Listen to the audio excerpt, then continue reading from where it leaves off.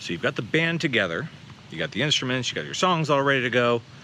So what next? Where do you actually get out and start playing music in front of people? That's what I wanted to talk to you about today, because we spent a lot of time lately trying to find places to actually get out in the world and play.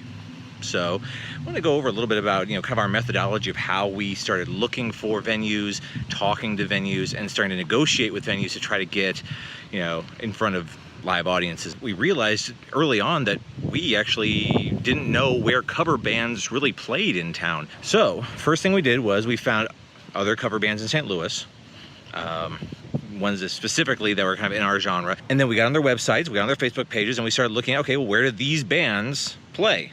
Where do these bands find gigs?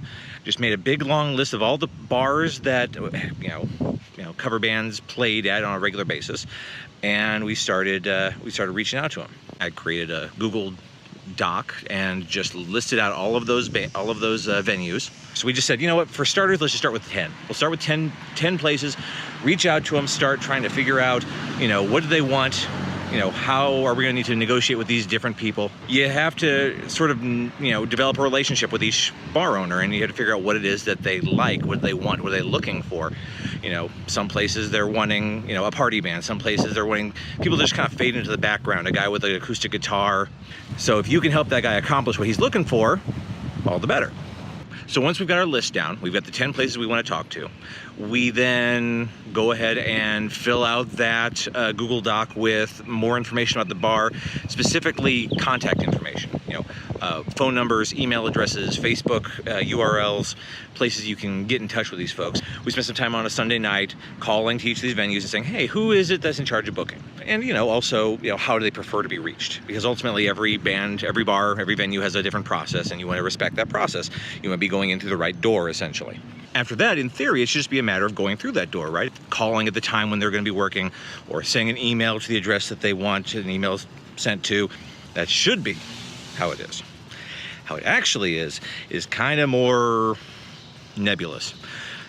So there's going to be some follow-up involved, and that's the part that's always the pain in the ass. Because nobody wants to be a pest, right? I certainly don't want to be a pest. I don't want to be pestering these folks. I would just as soon, I send them an email, they send me a date to come play, and then they send me a check. That would be a perfect world. Unfortunately, we don't live in a perfect world. So of that list of 10 bars that we started with, none of them got back to us. We had one kind of, but nothing that really turned into anything concrete. So now we've given them a little space. We don't want to, be all up in their business, too far at least. Give them, 3 weeks. And 3 weeks later, now we're getting ready to start following up with them, calling them back. I'm actually going to start going to some of these places, the ones that seemed like they're a little bit more amenable to what we kind of do. And the idea is to hopefully try to get some face time, some one-on-one time with the people who do the booking in these different locations. Anytime I send an email or a Facebook message or whatever to a band or a bar owner, I will copy and paste the entirety of that message, and I'll put it in the Google Doc. The idea here is I want to know what it is that I said to these people. I want to know what kind of phrasing, what things I said that resonated with them in a way that makes them want to actually work with us. So that way I can replicate that and hopefully get more success with other people. Makes sense. In terms of what those messages actually are, some things that we found fairly early on that people are asking about quite a bit is, one, availability. That's a big one. Make sure you know what your calendar is, what your availability is. We wound up having a few frantic back and forth messages on Facebook between us and the other band members trying to figure out, are you available on Saturday? What about this Saturday? If not this Saturday, what about this Friday? There's a whole thing. Get yourself a Google Calendar, set it up, and get everybody's availability on there for the nights that you've decided you want to play on. For us, it's just Saturdays, so it's pretty easy to keep track of everybody's, schedule on an ongoing basis. Second thing that you want to send to folks is going to be your the kind of music that you play, obviously. Get some examples, and they're more upbeat stuff I found resonates better.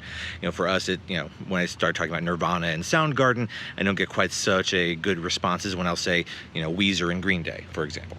A third thing we started putting in just on a trial basis toward the end of this process, this first round of this process, I should say, is what we ask. What kind of what we charge for an evening of playing.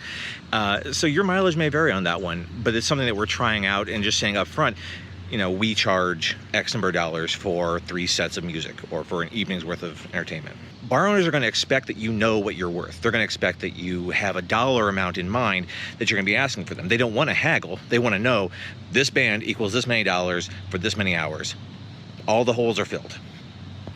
So anyway, that's our methodology. That's what we've been doing to get started. So far, we've had 1 booking. We have a shot at a 2nd booking, which hopefully we'll have some good news about in the near future. We'll see. So I'm not saying this is surefire or anything. I'm just letting you know this is what we're doing. So feel free to use this or feel free to do your own thing. And if you do your own thing, we'd love to hear about it. Let us know in the comments down below. One last thing, we have t-shirts. We have not yet had our first successful public paid gig, but by God, we've got 2 band t-shirts. Both of them available through Amazon merch. Thanks a lot, guys. You all have a good evening, and I will see you soon.